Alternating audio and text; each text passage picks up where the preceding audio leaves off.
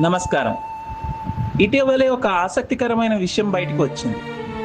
భారత్‌కి చెందిన కొంతమంది ప్రజలను ఇజ్రాయెల్ ప్రత్యేకంగా తీసుకెళ్లారు.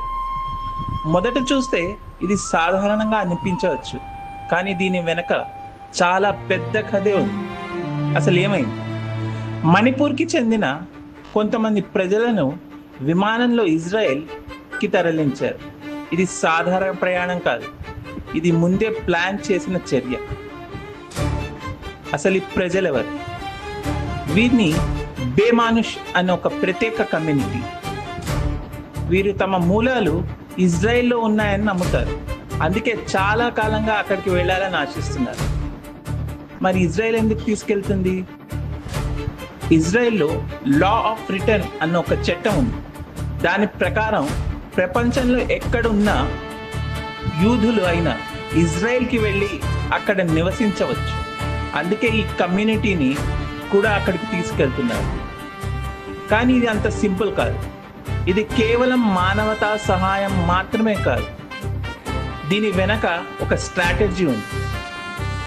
ఇజ్రాయెల్కి భద్రత చాలా ముఖ్యం, ప్రత్యేకంగా సరిహద్దు ప్రాంతాల్లో.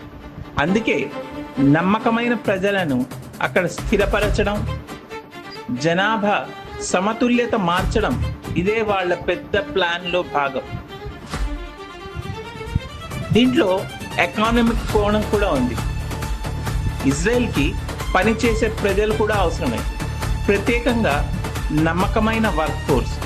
ఈ కమ్యూనిటీ ఆ అవసరాన్ని కూడా నెరవేర్చగలదు. మనకి నేర్చుకోవాల్సిన విషయం, ఇలాంటి స్ట్రాటజీలు ప్రపంచంలో చాలా దేశాలు ఉపయోగిస్తాయి. మన దేశంలో కూడా సరిహద్దు భద్రత కోసం ఇలాంటి ఆలోచనలు అవసరమని చర్చ రావచ్చు. ముగింపు కాబట్టి ఒక్క సాధారణమైన మైగ్రేషన్ కాదు, ఇది ఒక ప్లాన్ చేసిన నిర్ణయం.